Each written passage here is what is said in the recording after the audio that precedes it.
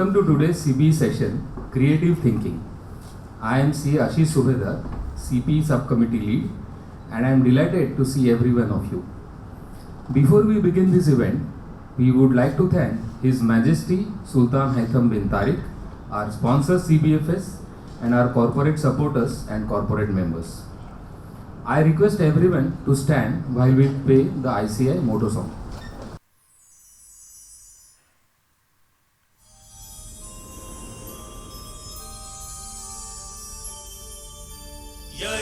सुप्तेषु जाग्रति येष सुप्तेषु जाग्रति कामं कामं कामं कामंशो पुरुषो निर्विमाणः तदेव शुक्लं तद्ब्रह्मा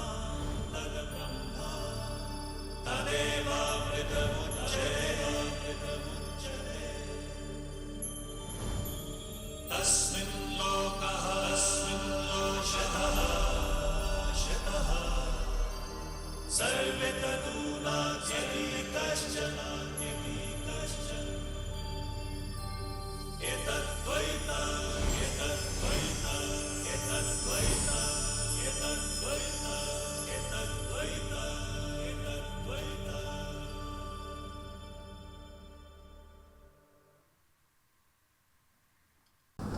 May I now request our Secretary, C.A. Sangeeta, for her welcome speech.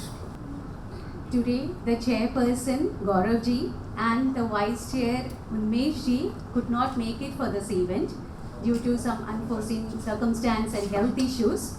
So, on their behalf, I would extend the welcome address to all. First of all, let me extend my warm welcome to our speaker, C.A. Rakesh ji, who is going to take us through the creative thinking session. And also a wholehearted and warm welcome to all of you who are present here. You all have come here after a one whole day work. So your presence is very much appreciated. A few updates from the chapter side. As you all know, we are gearing up for the Onam celebration, which is around the corner. It is going to be on 20th of September. The Google links and the registration links have been shared in the ICAI community groups.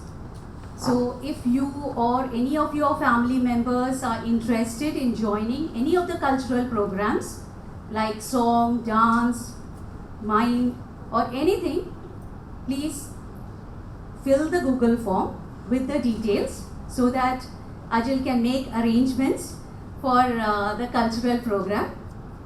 And also the registration link is also being shared for those who are going to attend the Onam celebration. Let's make this as a fun-filled, entertaining day. There would be lots of programs, cultural events, games, lots of prizes to be won. And not to miss the yummy sadhya, which will be served on the traditional banana leaf. The next is on the members benefit program. As you may have already noticed, we have added a couple of vendors to the ICAI app. So, and also to add to that, if you are aware of any of the hotels or any retail who are ready to offer us some benefits, please do get in touch with any of our managing committee members or send email to the Muscat chapter, and the managing committee would be pleased to take that forward. Apex Media, which is the Muscat Daily publisher, they are organizing an Oman CFO Forum and Award, which is going to be held on 17th of September at Sheraton. The details have been shared at the ICAI community groups. The link for registration has also been shared there. We are conscious that it is a working day, but if any of you are interested to join for this event, you are most welcome to fill the registration form. But just be conscious that it's a working day, and if you are able to make it, only then fill the form, because we are required to provide the organizers with the final numbers. So if you fill the form and you do not turn up, it will not be good enough, because the organizers are going to reserve a seat for each one of the registered member. As you all know, we have been conducting successfully the CA Wellness Program, which is happening every Saturday at 6 a.m. and different initiatives and activities are being done.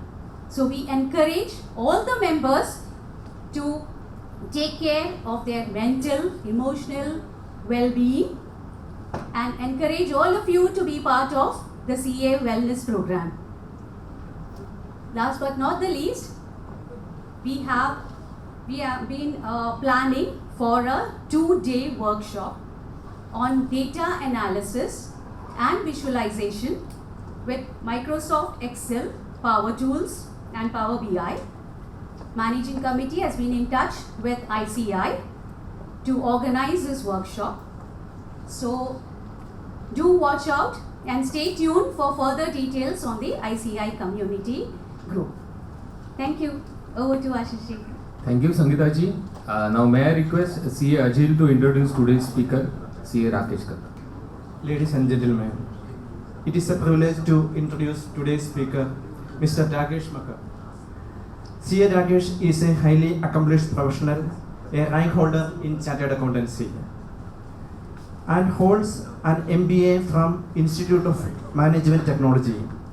CA Rakesh currently serving as the Deputy CEO of National Finance, bringing 30 years of rich experience in banking and financial sector. His expertise spans new business launches, product design, digitalizing end-to-end process, and scaling the operations. His international experience including assisting City Financial in establishing operation in Thailand and Australia. He is a certified international trainer with Citigroup and has trained professionals worldwide on credit and risk management. He has played a key role in the growth and success of City Financial and Capital First, and credited with creating India's second largest co-branded credit card, the Future Card. Please join me giving a warm welcome to Mr. Rakesh.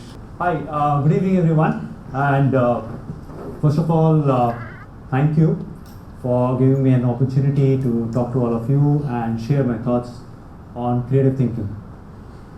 If you think about what is creative thinking, it is something that you do out of box.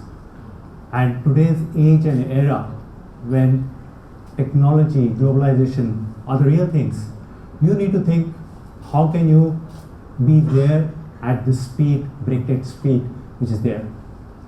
So when you think about creativity, you have to leave aside all the previous historical things that you have in mind.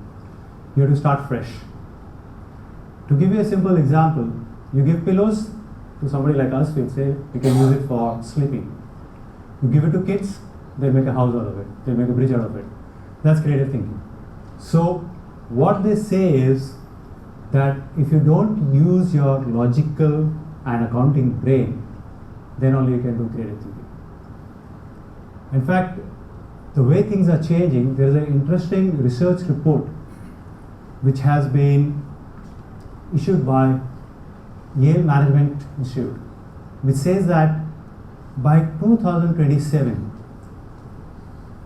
top 75% of the companies of US will be replaced by some unknown names. So that tells you what is the impact of this change, these things which are happening in the world. Now, the thing is that we come up with creative ideas, we become arrogant, we say we are the best. And if you look at the history, it teaches us a lot of things. It is not only that your arrogance kills you, but it can kill other people also.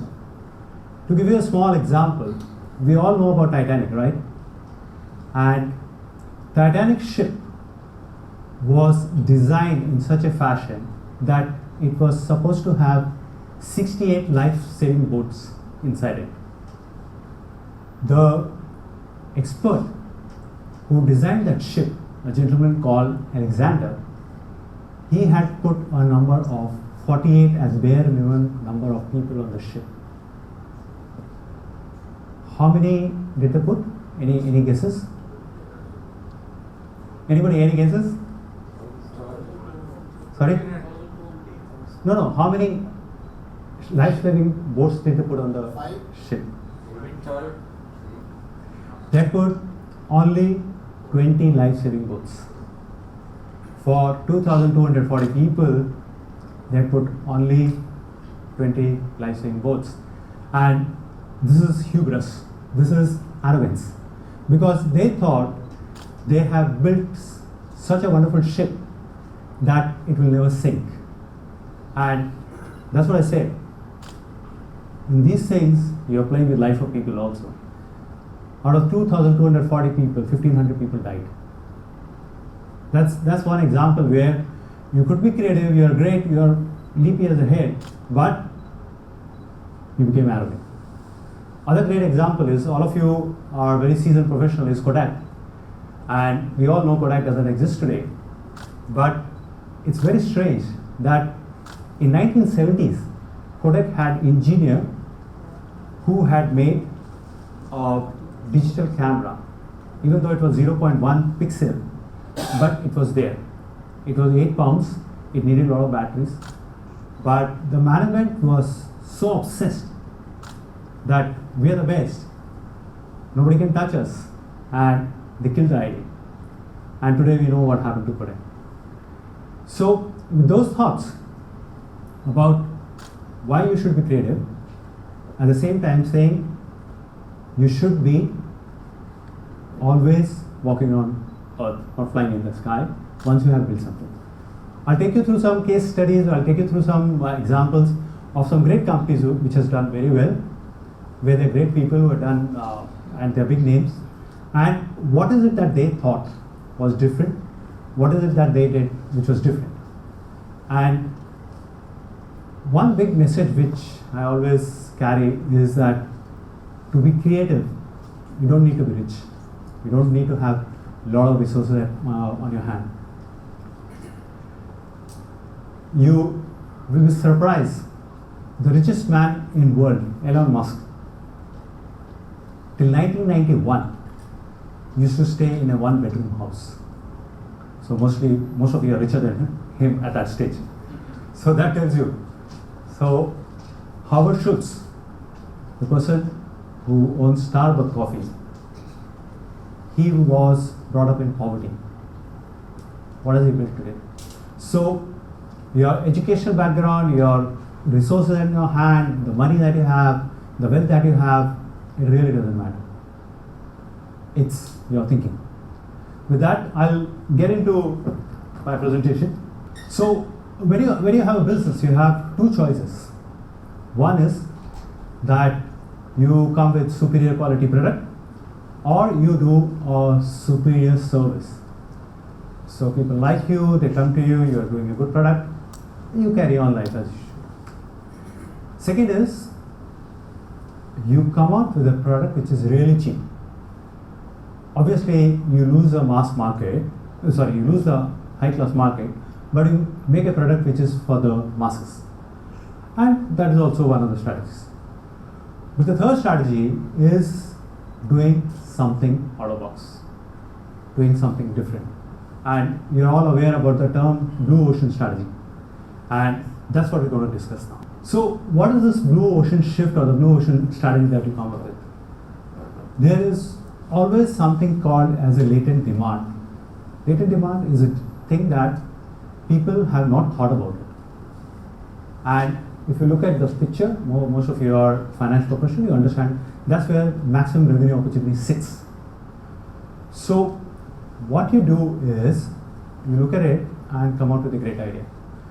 So when Henry Ford was interviewed as to what do you think customer wanted when he built the car, he said people told me we want faster horses. Faster horses because people could not think there could be a car also. And he came up with a car. Okay. Similarly, when we had mobile phones, early days before 2007 when Apple got launched, we thought mobile phone is only for talking. Whereas we use mobile phone everything today. For pictures, for internet, for whatever, right? So this is a product which is there, but what you are doing is you are taking a step away and thinking differently about that product. Now, what is it that you can do? The latent demand to get profit. And we are all into that. So one is you profit from unmet needs. Like iPhone is a great example. You keep reinventing, you do things differently. And that's what is one of the style or one of the things that you can do. You reinvent the business. When people talk about taxis, the large operators of taxi globally were saying, how can we give a luxury car to the customer? How can we make it more affordable? What kind of experience can we give? Can we put educated drivers? We can put uneducated drivers? All that kind of things was going on. What did Uber do? They said everybody and anybody can be an Uber driver. Interestingly, I'll share my own experience. I was in US and I booked an Uber car. I'm not lying. The guy who came to pick me up came in the latest Mercedes-Benz high-end model. I was shocked. Actually, I looked at the number twice and I went and shook hands with the guy. And he was running a $1 million business. So I said, why do you come? Why do you do this? He says, on a weekend, I really get bored. I find this as an opportunity to interact with new people. And that's why I come and do this. But what has Uber done overnight for other people who have cars is that Saturday, Sunday, you're not using a car. You could be anybody. You just get you are registered on Uber website and you just go and pick up people, you make some extra money. So that is Uber for you. That is again a way of thinking differently. Operational excellence. This one is a crazy example, and fortunately most of you are from India.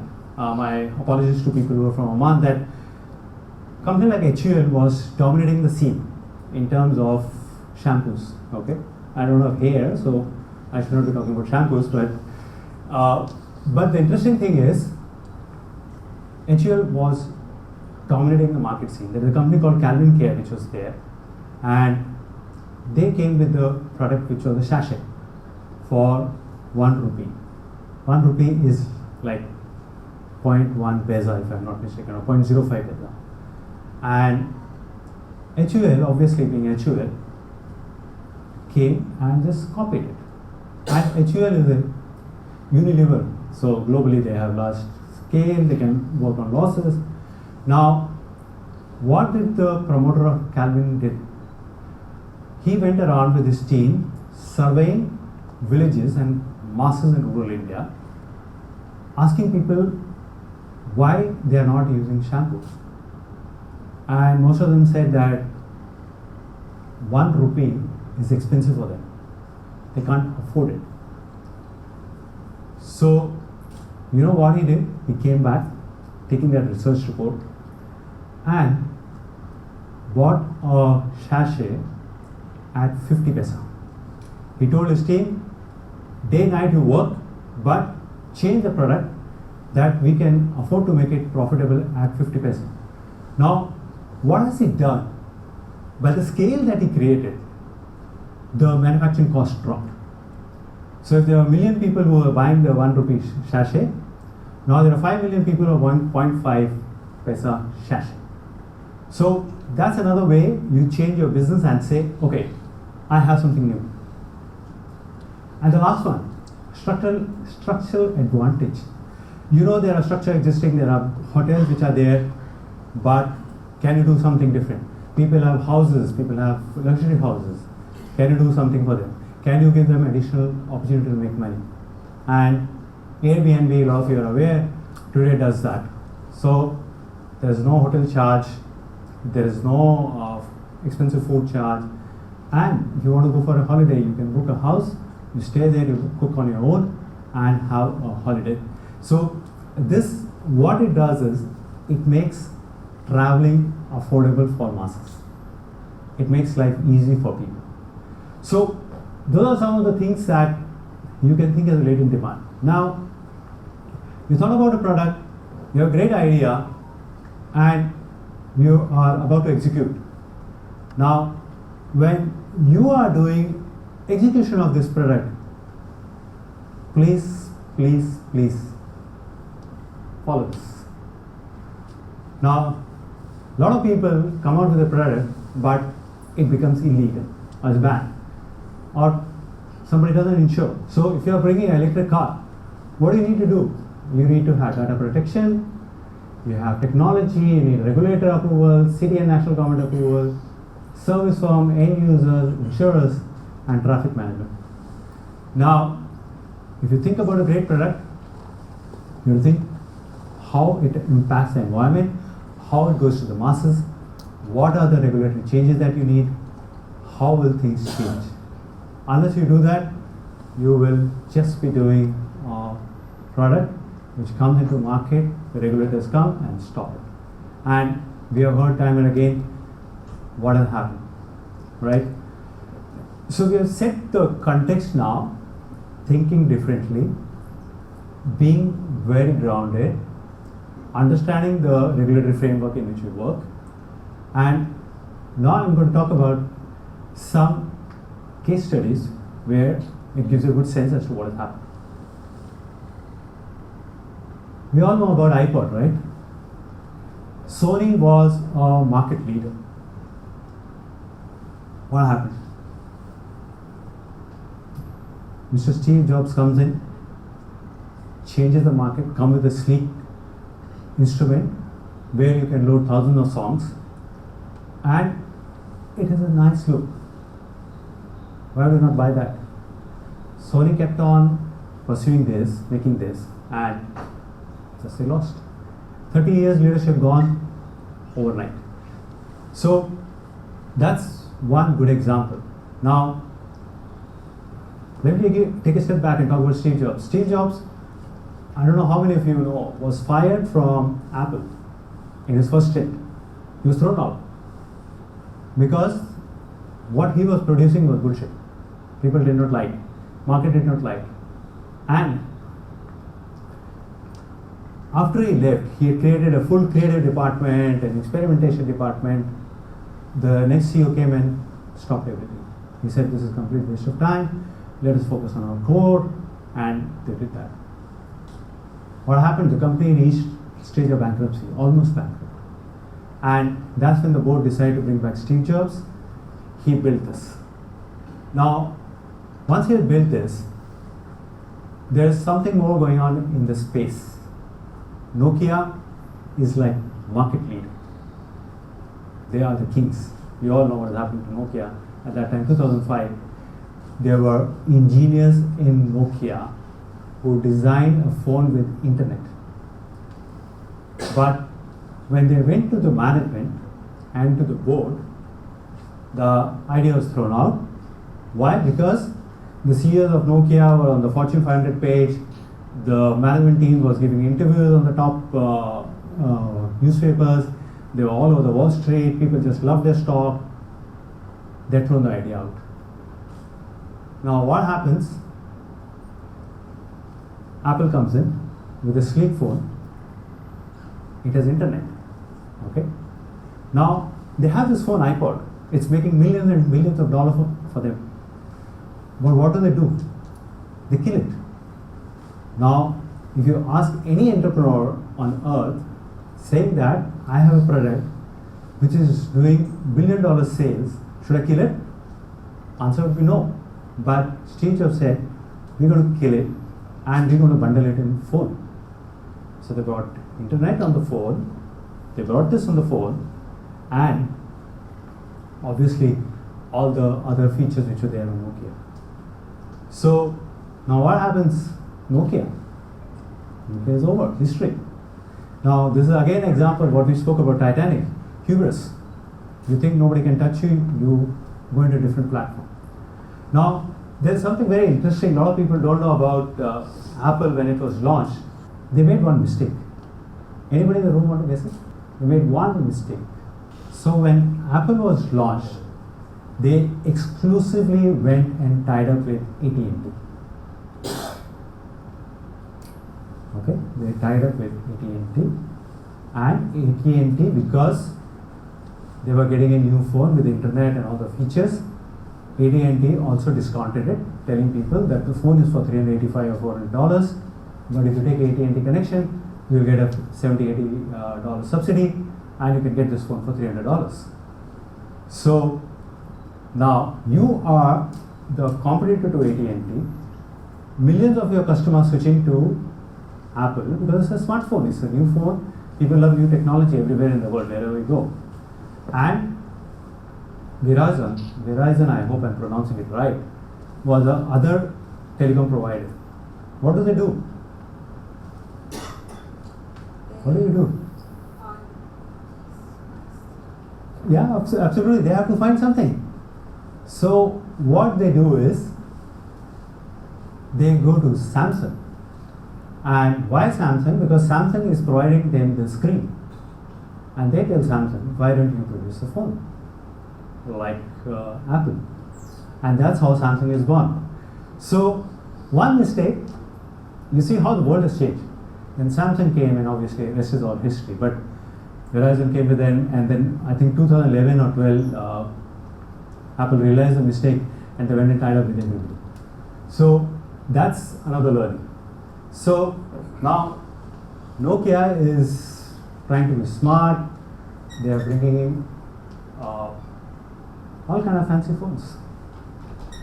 6,300, 6,500, 600 classic, blah blah blah blah blah. Look at these guys. They bought one box 2017. Now they're selling the same box to all of us, and we're paying them $300, $400, $500. But what is this? This is what I spoke about in the beginning.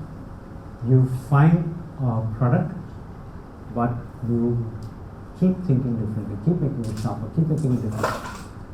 So that's what is story about Nokia versus iPhone. The objective here is, as we go through this presentation, you can keep thinking about your company, you can dream about your company, how you can change, how can you be different, how you play your cards. I'll show you one video on Starbucks.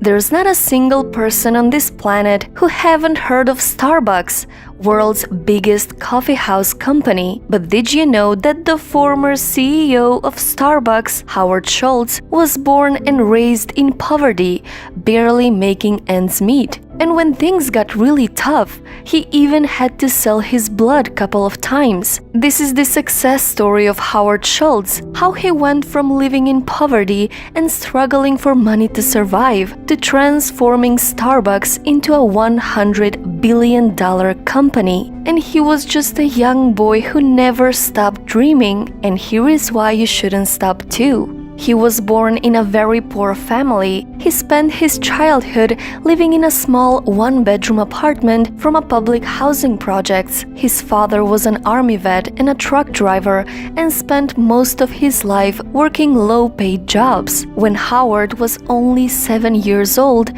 while delivering diapers, his father fell on the ice and broke his leg. And because of this, he was fired from his job, and with no medical insurance and no savings, his family was struggling for money. That image of his father laying on the couch, feeling hopeless, crushed and defeated, left a permanent mark in his memory. It was one of the biggest defining moments in Howard's life. And to get away from all of these problems, he used to sit on the staircase in his building, dreaming of a better life. He played football in high school and earned an athletic scholarship to go to college, but he didn't want to play sports and decided to major in communications. So to pay for college, he had to take student loans and worked many odd jobs to make ends meet. Few times he even had to sell his blood for money to survive. After graduating from college, Howard worked at a ski lodge and as a salesman, but he had a desire to work at Starbucks. At that time, Starbucks had 3 owners and only sold coffee beans. So at the age of 29, after a full year of convincing the owners to hire him, he finally got a job at Starbucks. While on a business trip to Italy, he walked into an Italian coffee shop and he was fascinated by his experience while drinking coffee. He was amazed by the fact that the owners of the coffee shops actually knew their customers and they even called them by their names while serving them coffee. Excited, he traveled back to the US trying to convince the Starbucks owners to accept these incredible new ideas, but the owners rejected him. So Howard quit Starbucks and went on to create his own coffee company called Il Giornale. But he had no money to fund this company. In the course of the year I spent trying to raise money, I spoke to 242 people and 217 of them said no. Try to imagine how disheartening it can be to hear that many times why your idea is not worth investing in. It was a very humbling time. But eventually, enough people believed in his vision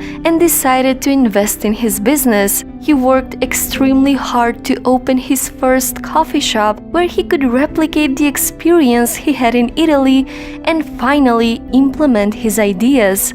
After a few years, Starbucks went bankrupt and Howard bought the company and became CEO of Starbucks. He rebranded his company with the Starbucks name and expanded across the United States. Today, Starbucks has more than 30,000 stores around the world and market value over $100 billion. And Howard. So now we all know that that's Starbucks. How an idea, and again I go back when I said that it's not necessary that you create a eureka moment and come up with something very unique. He just copied that idea from Italy, brought it to US and started this company. Now you're Starbucks, you're doing great. You have 30,000 stores, 40,000 stores, I don't know how many today, and you're number 1 coffee company in the world. So what do you do next if you're CEO for that company? Any guesses? What will you do? Sir? If you are running Starbucks, you are great, you are famous, what will you do next? More creative ideas. You will add more SKUs. Add? More SKUs. Okay, more SKU, okay, great. Okay, what else?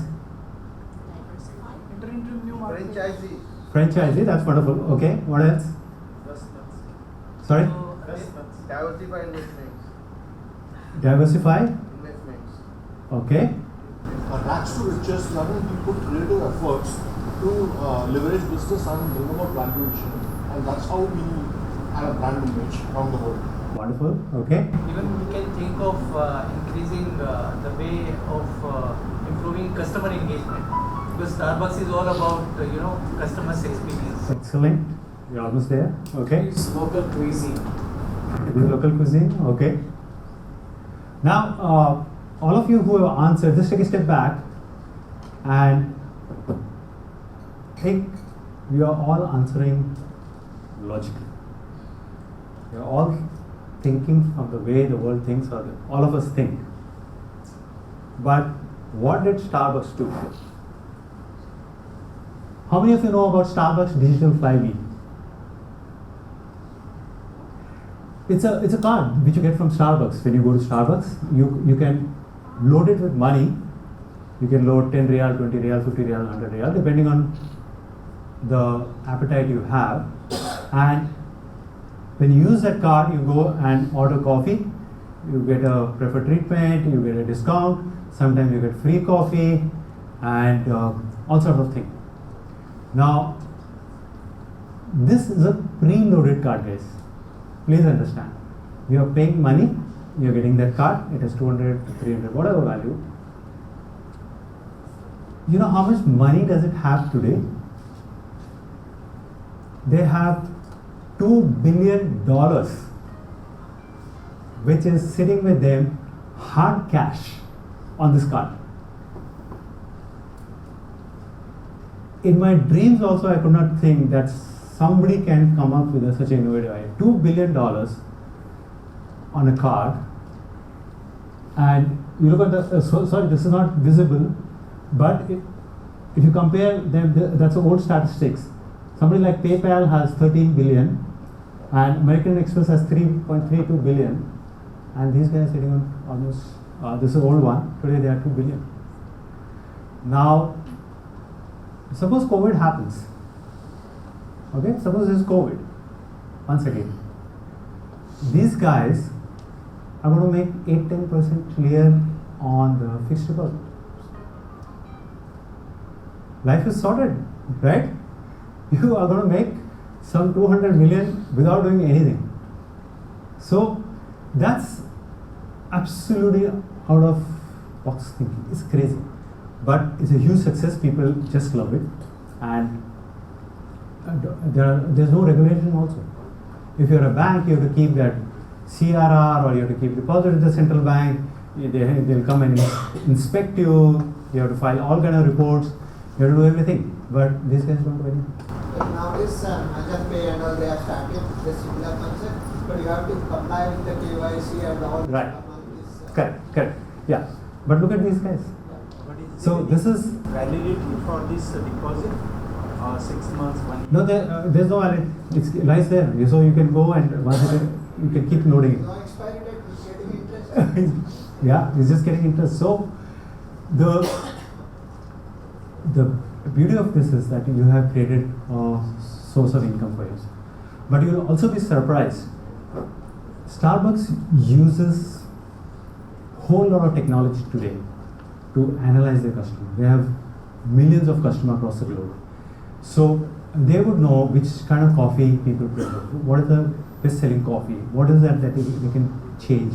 How can they improvise? What is it that even on the extra that you order, croissant or whatever you order, which one sells the most? Which part of the town, what is preferred by people as snacks along with their coffee? So look at how they are using AI, how they are using technology.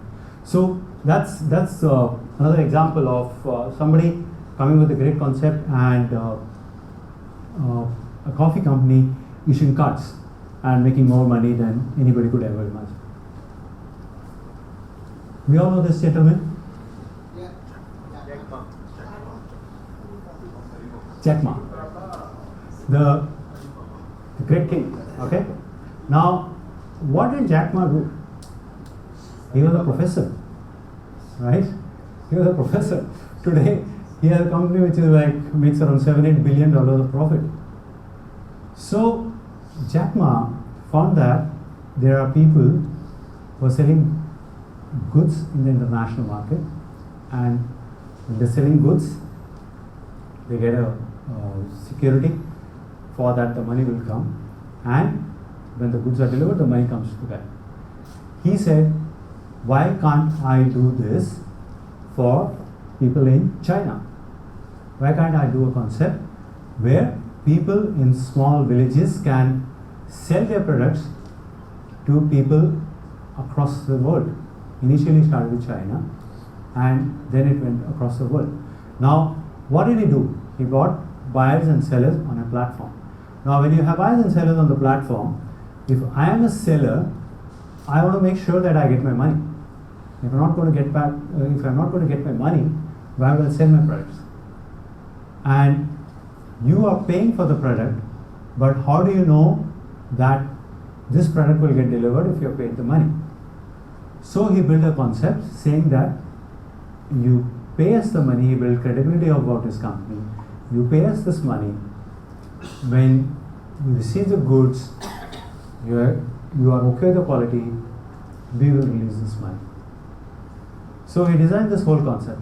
Now, he's getting a lot of money. There are people who are paying and delivering goods. Now, this model, why I showed you Starbucks card before getting into this, these guys, including Amazon, have billions of dollars which sits in the books, and you're all chartered accountants and you know the value of money.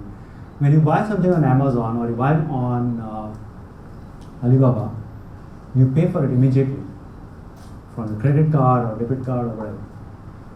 The goods are delivered to you same day, next day, whatever. But do they pay the supplier immediately? The answer is no.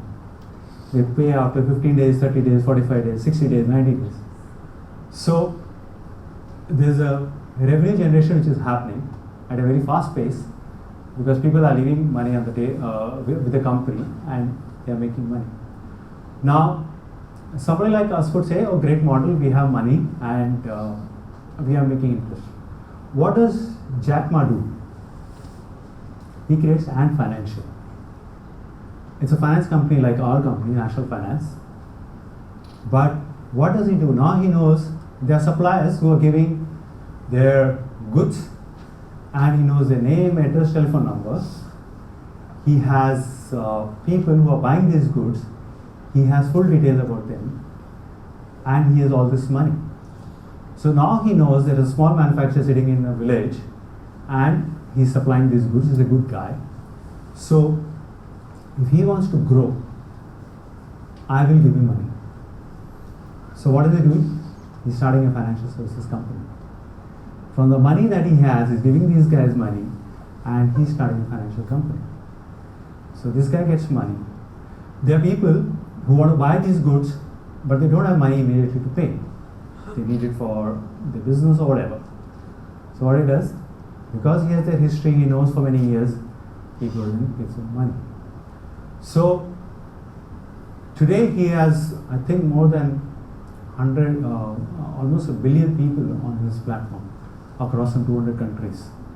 And imagine the money this whole thing is generating. You look at how the dots are getting connected over a period of time, how he's thinking that, this change. So that's another way of thinking differently. Now, he's made this, everything is going great. Now, if you have money, you think more, right? So what does he do next? He builds a QR code, he builds an app where you can use this for any payment across. So you do medical services, retail store, red packet, credit, mobile top up, everything. And everything is a tie-up, and every time some guy out of 1 billion people who is tapping, he is getting 0.1, 0.2, 0.3, whatever he negotiates with the guys. At a restaurant, he might be getting 10% also. But look at how ocean he has built up from a simple concept. So that's again a very creative thinking, and that's what I said, you don't need a eureka moment, you don't need to think, or you don't need to necessarily come with a product which is out of this world. You have to just think about those dots differently and how it gets different. So that's Ant Financial. Today, if I'm not mistaken, last 2024, 23, they ended up with almost 7 billion profit. And that tells you the scale. I think the valuation is like earning more than $100 billion across. So that's Ant Financial. Today, he has more data, credit bureau data, than the Central Bank of China. You'll be shocked. Because he's the guy who started retail lending in China. No, the banks were not giving any retail credit to people in China. They were just throwing them out. So this guy technically started a retail company. And that's the story. When his public issue came, government got really worried that we have somebody who is more powerful than us, who is driving all this. We spoke about some things like card and how people are using financials and those kind of things. I'll quickly show you a video about a guy who just... The best yogurt I ever ate was my mother's. So I knew I couldn't make that, but can I make the one that's closest to it? And I think we do.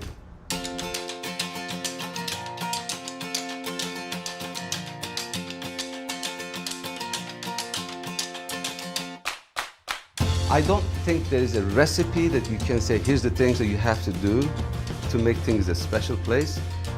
But there's one reality, that is, if you are real as an individual and a company and what you do. It's not just you're bragging and telling things about in the marketplace. If you're really real at home, that real being transcends into something magical.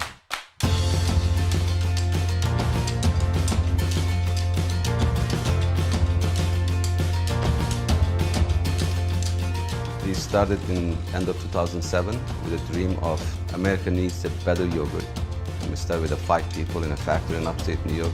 And that dream today became #1 brand in the country. We are over 2,000 people strong. And actually we make yogurt every day, but what we want to do is make the world a better place. There's been a lot of change, but there are certain things that will never change. No matter how big we get, no matter who we partner with, we're never going to change the way we make our food. We're never going to put artificial sweeteners in, thickeners, colors. We're never going to make anything unnaturally. We are challenging the food industry as well, our supplier, to make the product more simple, and being more simple, even better in terms of taste. We take our jobs very, very seriously. We couldn't put out the product we do if we didn't.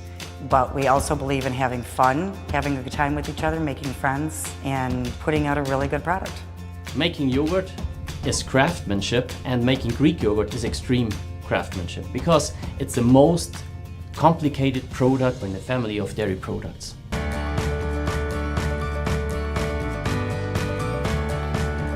We don't make food just in a mass way. It's really making a lot of it, but it's never different from the day one when we made a very small batch. We have put processes and procedures and trackers and all kinds of things in place to make sure that we produce the perfect cup every time.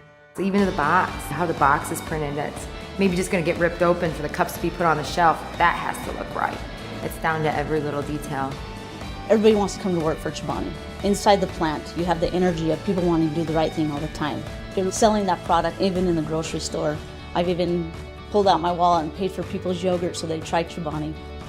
No matter where we've gone, how broad we are, we continue to be the same company. I think that Hamdi started in upstate New York. You know, his vision, his love of the craft of making yogurt has been passed on to every person in this company, and I don't see that changing, no matter how big, no matter how broad, how many places we open up. This is not a repeat of all these things that have been done before. We're going to make a better food, we're going to make it in a better way, we're going to make it for everyone, and we're going to compete. We never thought about, selling this in the fancy places only. We wanted to make this to everyone. We wanted this to be a people's yogurt. Good food is a right, not a privilege. And so if we can be the company that not only does that, but also inspires others to do that, it's a hell of a noble mission. If you are in upstate New York, if you are with the farmers, if you are in Idaho, if you are around the factory, there's one common thing among these people. They're very real. We have a lot of knowledgeable people that put their heart and soul into this place every single day. The people are the business. Every single day, people are trying to do the best that they can. We just love Chobani. We are like a family here. I'm proud to be a part of Chobani. I'm proud of what we stand for. I think there's a magic in all the... So the story about Hamdi is that when he went to US, he realized there's no good yogurt. Danone was like almost 100% market share. And he came up with a yogurt. And when he first made yogurt, he actually went to the shop who told him to keep it. The guys refused. He said, nobody's going to buy this new product. You just leave it, we'll see if it sells. He leaves it and goes next day, and he spends hours waiting for people to start using his yogurt. People start using it. It's a natural flavor. It's different from what Danone was producing. And then he goes and buys a factory which was shut. He starts manufacturing there, and the rest is history. It's a more than $1 billion company today. And this is a food industry. Everybody knows about yogurt. What did he do different? He just made it simple. So that's another story about you have everything, you have a product, but can you make the experience different for people? So we go ahead. There are a lot of other stories. I just looked at the time, we are running out of time. So with your permission, sir, if I have 10 more minutes to go on. So, we all know about Twitter, right? So, does anybody know what's the story about Twitter? How it came? Okay, I'll tell you. When Apple launched their phone, there was a small company in US called ODU, which was planning to do a podcast. Okay, and they were very excited about to launch when somebody told them Apple is coming into this. So one way is your arrogance. You say, I'm going to compete with Apple. But an intelligent guy would say, with this might of Apple, I will never exist. So what do? They change their whole platform and say, we're going to use this platform for people to interact and talk about ideas and take it viral. And that's how Twitter was born. Very simple thing. It's one of the big companies today globally, right? And we know all about it. And Elon Musk, who was poorer than me, bought this company. I should have thought of it. Other very interesting company, we all use Post-it, right? What's the story about Post-it? So, this company was actually planning to build the best adhesive in the world. Okay? They had a research team which worked day and night to make this. When they came with the product, it was complete disaster. The things that they made, they were not sticking. It was very temporary stick. So some people decided about scrapping it, because the standard for all of us is when we see a problem, we just say nothing can be done. There's an interesting guy in the team who says we can use it for temporary sticking, and that's how Post-it was. A company which made a mistake actually converted this to Post-it. Dyson, the promoter of Dyson, you all know Dyson is a vacuum cleaner which is sold today. He went bankrupt and he made 1,500 iterations of his Dyson before being successful. And today it is one of the highest selling models for vacuum cleaners. Oyo, fortunately a lot of you are from India. You know, it's one of the platforms where people can go and live in, stay in hotels, smaller hotels. So what did this guy do? I forgot his, I think his first name I forgot, but his Agarwal, Mr. Agarwal, whatever. Ritesh Agarwal, yeah. So what he did was, when he used to travel across, he was from a small town, he realized that the smaller hotels were like 10-room hotels or 20-room hotels, they were terrible. They were really dirty. So people who are going there are having a terrible experience and they never want to go back. What this guy does is, he goes to these hotels and says, give me 2 or 3 rooms. Now those 2 or 3 rooms, he takes it, he puts clean towels, he puts clean bed sheets, he puts toothpaste, and all the necessary things that a traveler would need. Clean room, clean bed sheets, everything. And this is how he spreads.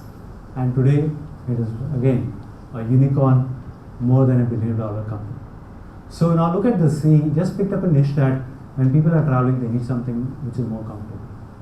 So that's what everybody is doing when they're creating new businesses or new ideas. I'll get to the last one. Airbnb, we have talked about it. It's a very simple model. There are people who have houses, there are people who are traveling, who need those houses. You marry them, bring them to the same platform, and there you are. I'll not get into details, I think we are running out of time.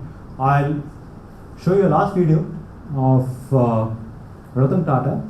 You are aware of this gentleman, people from Oman. He's the biggest industrialist in the country and the most humble person.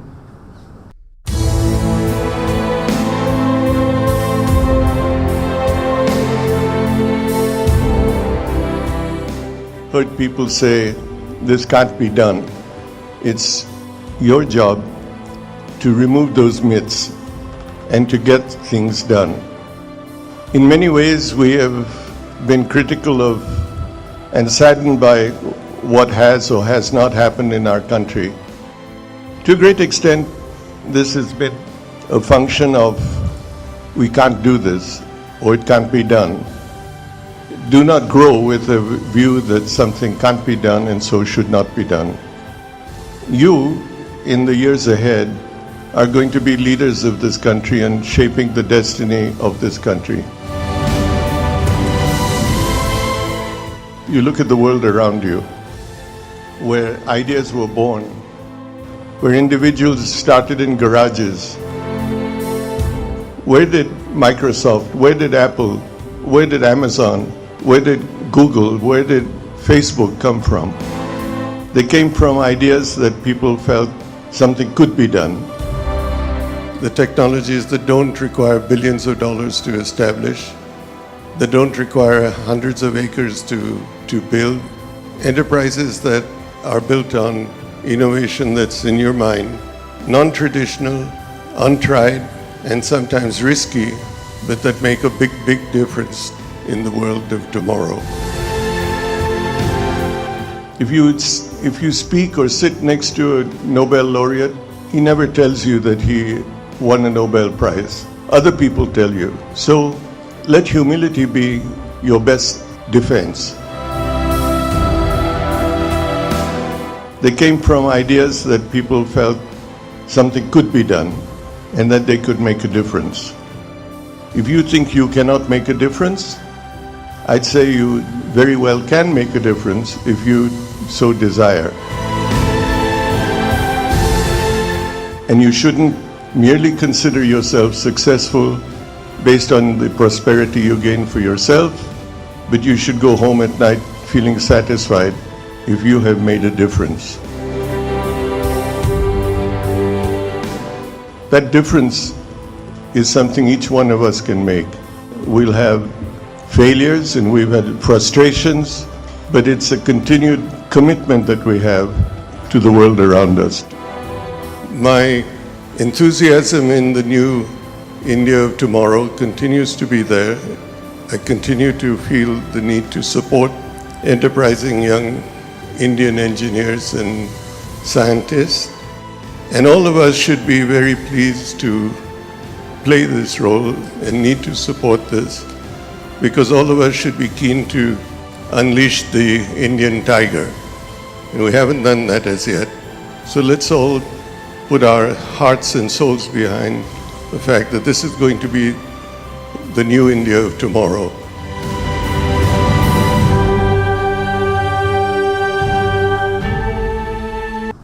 So whatever you do, every time you are learning, you're thinking differently. Now, I want to end the session with where we started with Henry Ford. Henry Ford, we spoke about, said that if he asked us to, they would ask for faster horses. But it's very interesting how Henry Ford also made a mistake.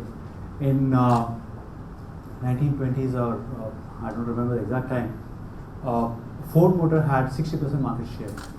And Ford was producing all black cars. There's no other color. And in his mind, it was black cars which everybody will buy, everybody will live with it. When people told him to change to a different color, he said, no, it can't be done, only black cars will sell. What happens? General Motor comes in, brings in colored cars, Ford loses the market share. So that's another great example of what can happen. Now, since we are talking about car, General Motors was great. Now when Tesla launched, General Motors came up with their electric car, and they said, Tesla, we got distribution, we are the best we can do. The big mistake that they did, they designed electric cars, they used all their intelligence, and the car was called Dodge, or I forgot, not Dodge, sorry, I forgot the name. It was the biggest failure, because what they did was, they made this electric car structure, but put the chassis of the model that they were producing that time.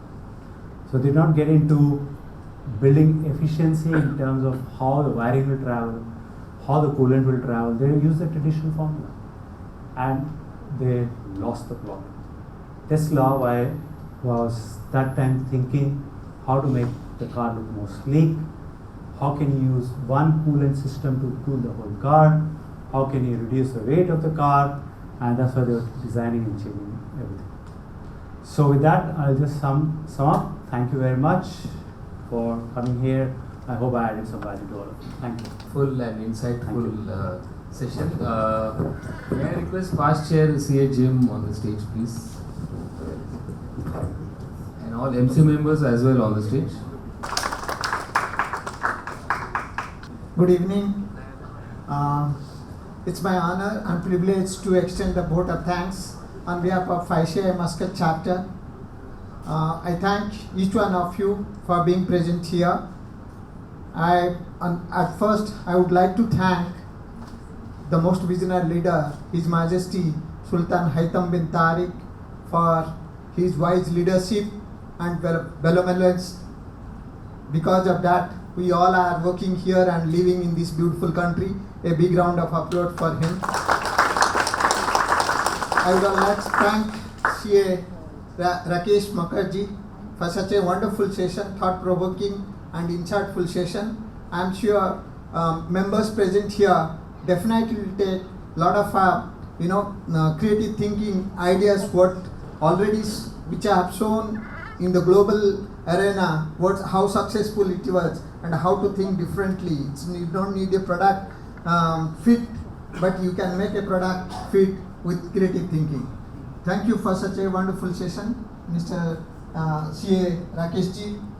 I also thank our sponsor, CBFS, under whose umbrella we are functioning as a chapter in Oman. Thanks to Dr. Rajesh and the entire team of CBFS for continuously supporting us. I also would like to thank all our corporate sponsors, especially today's our gold sponsor, National Finance, for their continued support. There are management staff from National Finance. Would like to name few: CA Niraj, Mr. Jamal, and the other senior staff from National Finance who could be able to coordinate with us to make this event happen and make it a grand success. Last but not the least, our members. Without your support and continuous presence in the CPE events, this would not have been definitely possible. Thank you. Keep supporting us and drive safely. Good night. Thank you, Badriji. As Sangeeta ji said in her speech, we have only this 3 weeks, 3 working days in this week. Next week again 1 holiday. So we have barely 4 working days before the 17 June CFO program. So those who have not registered but are able to make it on a working day, half day, it's morning 9 to 1 o'clock, followed by lunch. So please register maximum by tomorrow. And can we have one group photo, please? Quick one group photo. Thank you.